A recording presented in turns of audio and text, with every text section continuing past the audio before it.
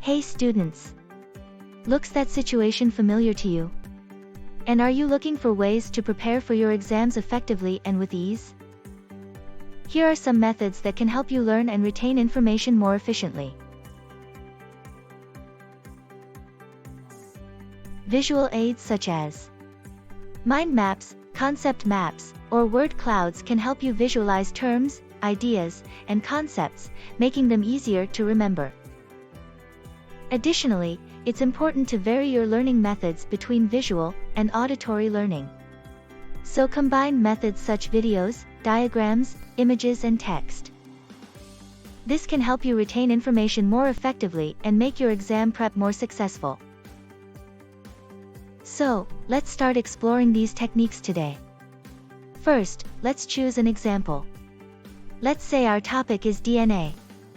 What are all the terms that you can think of? DNA is packed into chromosomes. It is a double-stranded molecule, which consists of non-coding regions which are not coding for proteins but have stabilizing and regulatory functions. On the other hand, we have coding regions. They coding for proteins but make only 1% of the genome. But what is the smallest unit? We call this a nucleotide, what consists of 4 nitrogenous bases called adenine, thymine, cytosine, and guanine. Each nitrogenous base is connected with a phosphate and sugar molecule. What else can you think of? When it comes to organizing and visualizing knowledge, ideas, and relationships between concepts, concept maps are a powerful tool. At first glance, they look similar to mind maps, but their branches represent subconcepts and their connections, which allows for a clearer understanding of complex information. The starting point is again DNA. The question is, in which processes is the DNA involved? Take a look at what a possible concept map for this might look like. Try it yourself for a topic where processes are interconnected. Let's spice up your exam studying routine with a fun and creative approach, using word clouds and diagrams. To get started, create a word cloud of all the technical terms related to the exam topic. This cloud will act as your vocabulary guide, helping you familiarize yourself with the terminology. Our word cloud here is full with terms about RNA processing. And guess what my difficult words are? Next, create a separate cloud of action verbs. This will be your guide for the process and steps you need to take.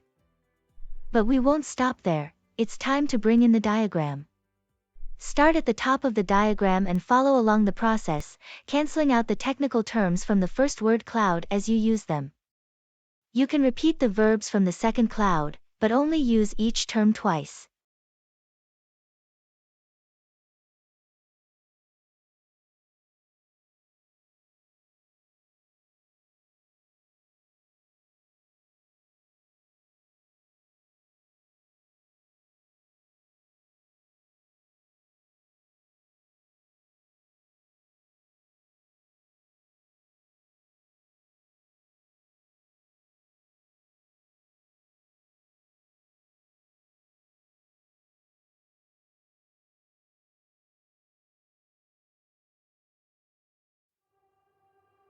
Now, let's practice a bit. Let's start with a word cloud which includes a set of terms. Can you figure out what process all these words belong to? You've got 20 seconds to tackle the first question.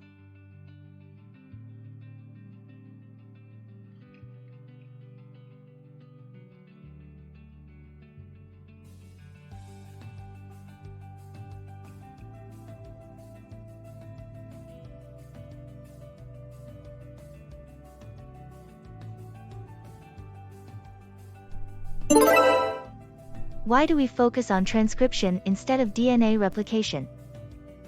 The answer lies in the specific enzyme involved, RNA polymerase.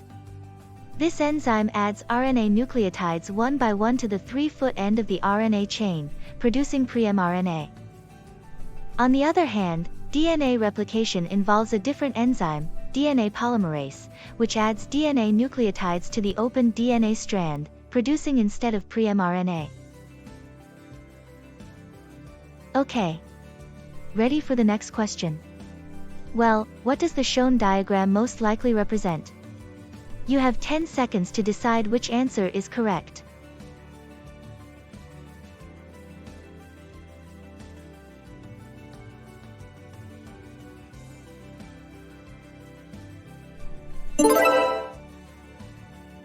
Fine, but why is translation instead of gene expression here correct? Because the term gene expression refers to the whole process starting with transcription over RNA processing in eukaryotes to translation. The image shows only the translation process. So, make sure you are as precise as possible. Now that we talked about what is shown in the diagram, one more question to the translation process. What molecules are involved in translation? You have 10 seconds again to answer the question.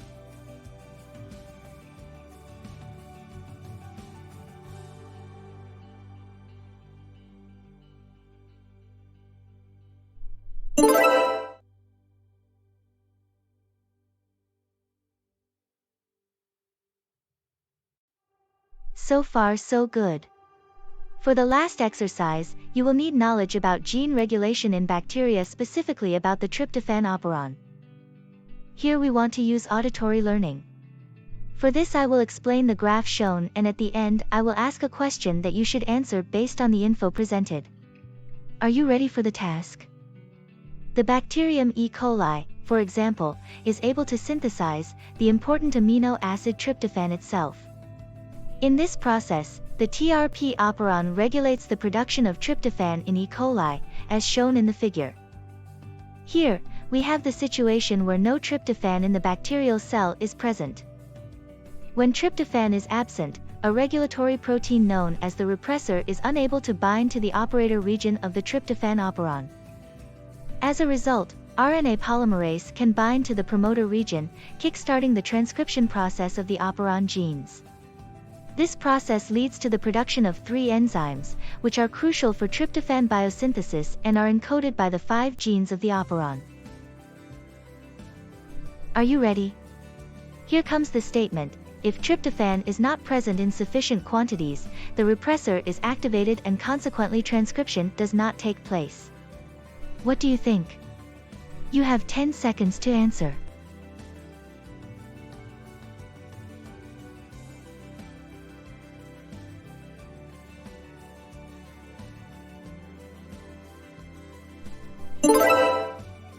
The correct statement would be, if there is low tryptophan, the TRP repressor is inactive. This allows RNA polymerase to transcribe the TRP genes. Congratulations, you've made it. So are you ready to master genetics for your upcoming exam? Reinforce your learning with a variety of strategies. And if you want more, dive into the exciting world of genetics on our Science Up website. Discover the secrets of DNA, gene regulation, and much more. Start now and take your knowledge to the next level.